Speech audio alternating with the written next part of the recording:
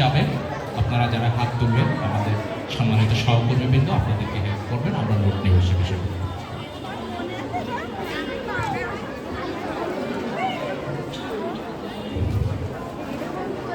আজকের এই অভিভাবক সমাবেশ ২০২৬ প্রধান অতিথি হিসাবে আমাদের মাঝে আসবেন উপজেলা নির্বাহী কর্মকর্তা মহোদয় জনাব বনিয়ামিন স্যার।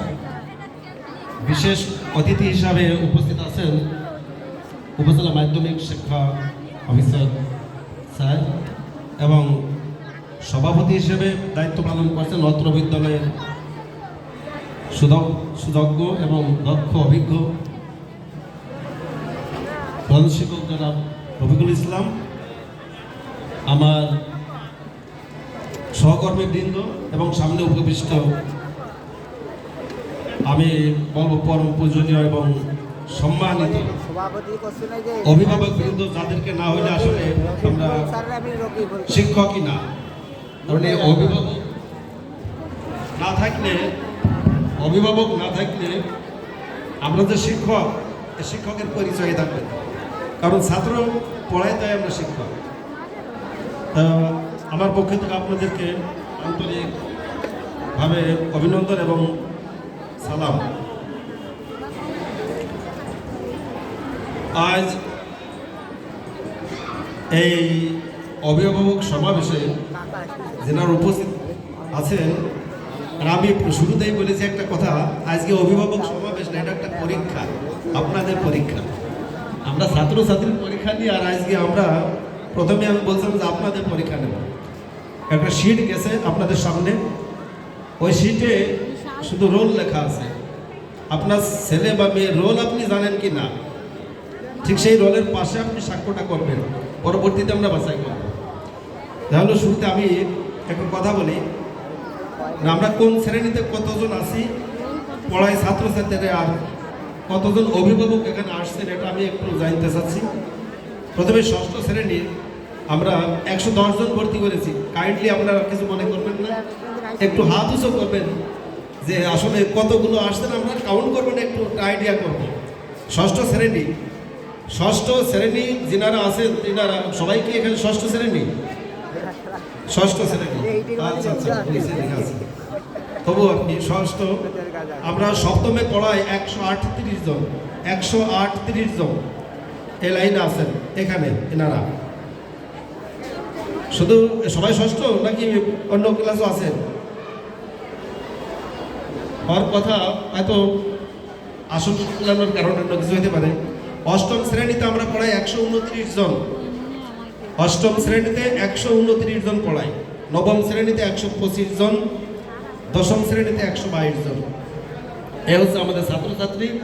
সরকারি নির্দেশনা অনুযায়ী আমাদের 110 জন থাকার কথা, কিন্তু পূর্ব থেকে যে ছাত্রছাত্রীগুলো আমরা ষষ্ঠ শ্রেণীতে ভর্তি করেছি তাদেরকে তো মানে কোথাও তাড়াই দিতে পারি না, যার কারণে তারা এখানে আসে।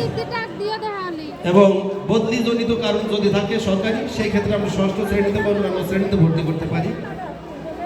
এ হচ্ছে আমাদের অবস্থা বর্তমান।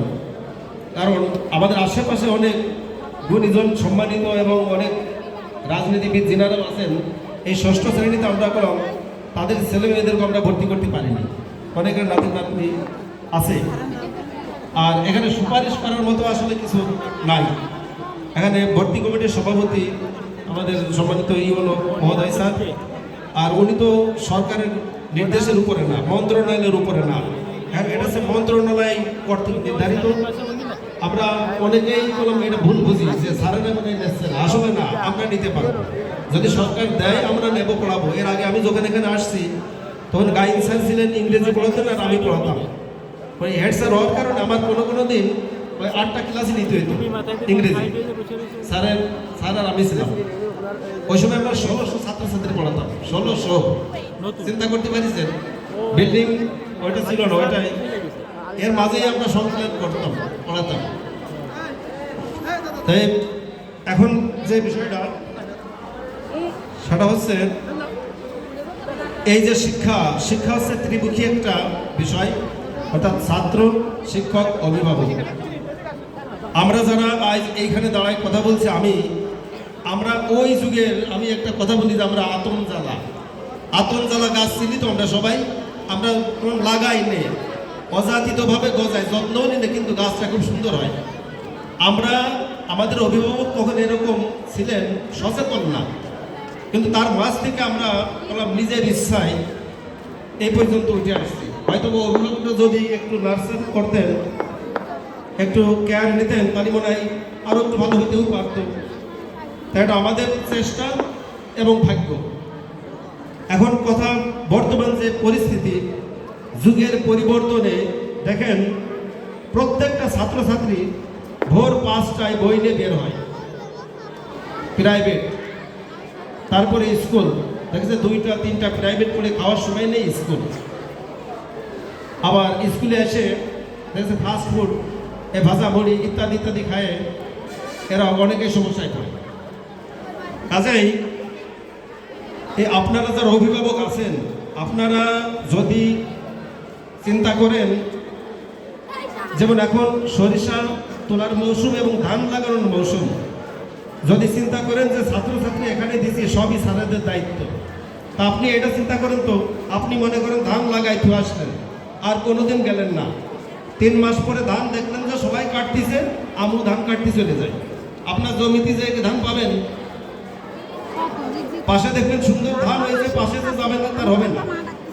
এর মানে অনেকেই সরাসরি বলতেছে ছাত্র আপনাদের কাছে দিয়ে দিছি, আপনারা যা করবেন করবেন।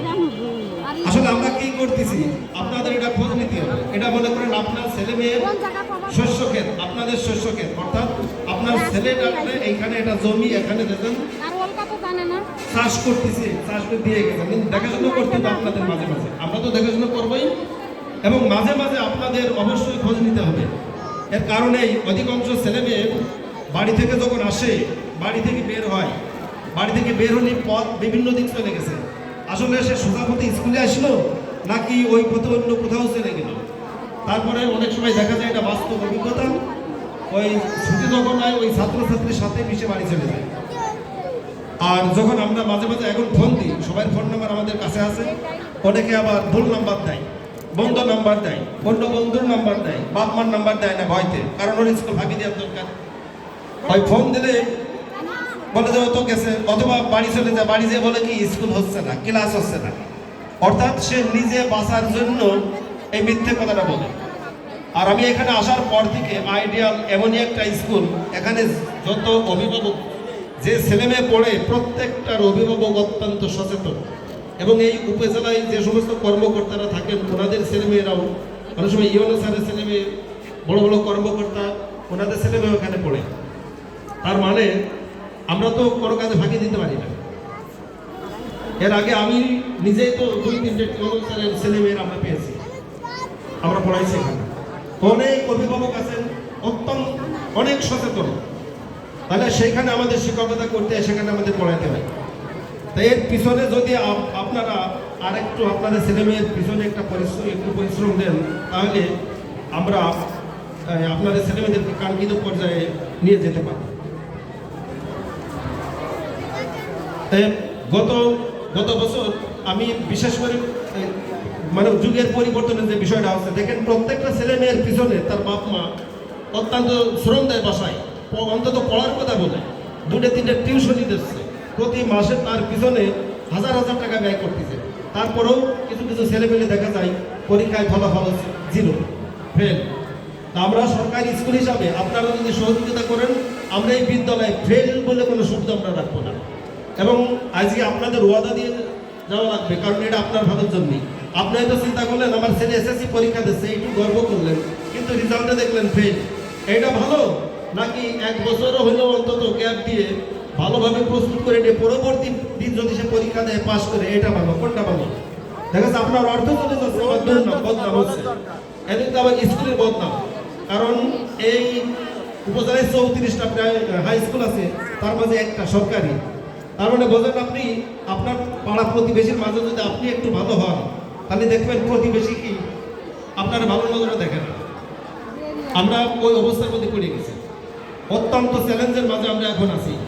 আর একটা কথা, কেন্দ্র ছিল আমাদের কেন্দ্র এটাই, সাব কেন্দ্র ছিল গার্লস স্কুল। এখন করলাম আর গার্লস স্কুল কোনো কেন্দ্র নেই।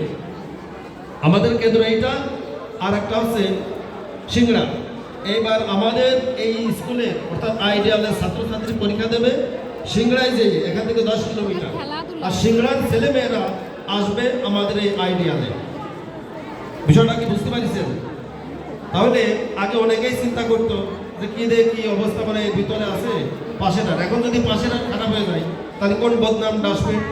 যে কেন্দ্র আইডিয়ালে ছিল তাই বলে এরা ভালো করছে, এখন বাইরে যেয়ে গেছে আইডিয়ালের রহস্য উন্মোচন হচ্ছে। আমরা কোনো এগুলো রাখবো না। আপনারা আজকে আমাদের কাছে ওয়াদা দেবেন, যে ছেলে পাবে আপনাদের ভালোর জন্য, যে ছেলে বা মেয়ে ফেল করবে আমরা কোনো তাদেরকে ক্লাসে উঠাবো না।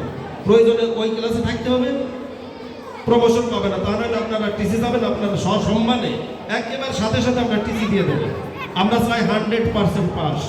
আইডিয়া আমার স্যার বলে গেছেন যে আমরা অন্তত বাংলাদেশ না, আমরা প্রথম মাগুরা জেলায় এ যাবৎকাল আমরা মাগুরা জেলার প্রথমতি পারিনি, তবে দ্বিতীয় এবং তৃতীয় এর মাঝে আমরা থাকিছি। তবে এবার আমরা একদম দক্ষ। আসলে সত্যি কথা, আমার এই শিক্ষকতা জীবনে যে কয়জন প্রধান শিক্ষক পেয়েছি এটা কোনো সামনের পর হয়তো প্রশংসা করা কেমন হয়ে যায়। আসলে অত্যন্ত দক্ষ, এবং উনি বলেছেন যে কোনো স্কুলে উনি 6 জন টিচার নিয়ে উনি স্কুল চালাই আসছেন, 6 জন। আর আমরা এখানে যে শিক্ষকগুলো আছি আমরা আসলে কাজ করতে জানি, আমরা কাজ করি। আমাদের এখানে যদি বলে রাত 12টা 1টা পর্যন্ত আমরা থাকি এইসব কাজগুলো করি, আমরা কিছু কিছু আছি এখানে যারা স্থানীয়, আমাদের কোনো মানে কষ্ট লাগে না। আর আমাদের স্কুলে একটা ক্লাসও মিস যায় না। মানে অমুক স্যার নেই, মনে করেন আমি নেই, মাসুদ স্যার নেই, মাসুদ স্যারের ক্লাস করলাম আরেকজন স্যার যায়, হয়তো অনেক সময় যায় না। সেটা কখন? হয়তো ওই স্যার নাই বা মিটিং হচ্ছে কোনো, যার কারণে হয়তো 2-1টা ক্লাস মাই যেতে পারে, হয়তো তখন আমাদের হয়তো কোনো মিটিংয়ে থাকতে হয়, তখন হয়তো হইতে পারে, সেটা হয়তো একটু দেরিতে হয়। তো অনেক সময় ছেলে মেয়ে বাড়িতে বলে যে ক্লাস হয় না, আসলে এটা সম্পূর্ণ সত্যি কথা না। আপনারা শৃঙ্খলা, একটা ছেলে বা মেয়ে বা যদি একটা স্কুল প্রশাসন আইনের নিয়মে থাকে তাহলে স্কুলে লেখাপড়া বলা লাগবে না, তুই পড়ে এই পড়িস লেখাই বলা লাগবে না, অটোমেটিক্যালি তার পড়া হয়ে যাবে। শুধুমাত্র শৃঙ্খলার মাঝে থাকতে হবে, নিয়মিত আসতে হবে। আমরা এখানে আইন শৃঙ্খলা কমিটি বলে একটা কমিটি আছে যেটা অত্যন্ত গুরুত্বপূর্ণ। এই কমিটি দেখবে কোন ছেলে বা মেয়ে মানে স্কুলের নিয়ম কানুন মানছে না বা অসৎভাবে কোনো কাজ করছে বা কোনো অনৈতিক কোনো কাজ করছে, এইগুলো দেখে আইডেন্টিফাই করে এই আইন শৃঙ্খলা কমিটির কাছে যাবে। আমরা এটা যাচাই বাছাই করে দেখব, যদি দেখি যে আসলে সময় করছে তখন ওইখান থেকে আমরা যে রায় দেব। যদি বলি যে এটা টিসি, শুধু টিসি লিখে দেওয়ার সাথে হেড স্যার টিসি দিয়ে দেবেন। যদি বলা হয় যে এর অপরাধ একটু কম, এর আমরা 5 দিন 10 দিন ক্লাস সাসপেন্ড করে রাখলাম, আসতে পারবে না, অথবা 1 মাস স্কুলে আসবে না, এরকমের আমরা এখান থেকে আমরা করে দেব, এবং সেটাই চূড়ান্ত হবে। এবং এটা আপনারা এই কথাগুলো আপনারাও বলবেন যে আমাদের এই কাজগুলো কেমন হচ্ছে, বলে যাবেন। সব কিছু আপনাদের ছেলে মেয়ে ভালোর জন্য এবং স্কুলের ভালোর জন্য। যদি সে শৃঙ্খলার মাঝে থাকে দেখবেন সব কিছু তার ঠিক হয়ে গেছে। আর একটা বিষয় আছে, সবচেয়ে যেটা শৃঙ্খলা বহির্ভূত কাজ বা তার চুল কাটা। আগে আমরা চুল কাটতাম প্রতি ওই ঈদের সময় আসতো, বছর কুরবানির ঈদি আর হচ্ছে রোজার ঈদি, বাড়ির উপর আসতো, যারা প্রামাণিক ছিলেন বাড়ির উপর এসে চুল কেটে দিত, একেবারে উড়িয়ে দিয়ে যেত। আর এখন আপনি দেখেন আপনার ছেলে বা মেয়ে প্রতি মাসে কয়বার চুল কাটার টাকা নেয়, মাসে কয়বার নেয় দেখেন, 100 টাকা দিয়ে শুধু কলির একটু কাটে, আর কিছু কাটে না। এই আমাদের আন্দোলন হচ্ছে এবার আমরা আর জুতা তোর কাছে দাঁড়াই গেছে 2200 2300 3000 টাকা জুতা কিনে দেবেন, আমরা নির্ধারণ করে দিয়েছি 450 থেকে 500 600 এর মাঝে জুতা, এবং একই রকম একেবারে সাদা জুতা। প্রত্যেক দোকানে বলে আসছি যে এরকমের জুতা এখানে দেবেন, কারণ আমাদের অত ভালো কিছু দরকার নেই। তো আপনার ভালো কিছু দরকার থাকে, আত্মীয় বাড়ি যাবেন তখন সেটা নিয়ে যাবেন। এই সব কিছু হচ্ছে আমাদের শৃঙ্খলার মধ্যে পড়ে। আর দয়া করে মাথার চুল তো আপনারা বলবেনই, আমরাও স্যাম্পল হিসেবে কাটিয়ে দিবানে, কাটিয়ে সামনে দাঁড় করাই বলবেন এইভাবে চুল কেটে আসবে, অন্তত যাতে আপনার মাসে 200 টাকা সেভ হয়। অনেক আছে 15 দিন পর 100 টাকা 150 টাকা। কাল একটা ছেলের কথা শুনলাম, সে চুল কাটিছে 600 টাকা দিয়ে, 600। তা কাটিছে কন্ট্রোল, শুধু এটুকার এই আগে আর উপরে সব আছে। তা বললো যে 600 টাকা দিয়েছে। এই টাকাটা কি সে ইনকাম করেছে না আপনার পকেট থেকে নিয়েছে? তো এই সমস্ত শৃঙ্খলা এবং আপনারা আপনাদের সুন্দর পরামর্শ দেবেন, সেগুলো আমরা লিপিবদ্ধ করবো, রাখবো। গত বছর আমি একটা পারমিশন আপনাদের কাছে নিয়েছিলাম যে অন্তত যারা দুষ্টু ছেলে, অন্তত প্রত্যেক স্যার দুষ্টুমি করে 2টা বাড়ি দেবে। এই পরামর্শ আপনারা দিয়ে গেছিলেন যে অন্তত 2টা বাড়ি দেওয়ার পারমিশন দেবেন লিখিত। এর মাঝে ঘটনাটা ঘটছে 2-1 দিন আগে, একটা ছেলের একটু বেয়াদবিতে সদস্য মারছে। পরক্ষণে 4 জন লোক চলে আইছে, পকেটে ঘুরে নিয়ে আইছে, ঘুর গার্জিয়ান আসেছে ভাষা দেশে, সে ভাষা আমি বলতে পারছি না, আমি এখানে ছিলাম না, আমি একটু বাইরে ছিলাম। সেটা ভাষা দেশে স্যারের উদ্দেশ্যে ঘুর বাইর করে বলতেছে আমি ওর পেটে একটা টান দেবো। তাহলে এই অভিভাবক, এই গার্জিয়ান এর ছেলে কত টাকা বেশি বাকি বলে?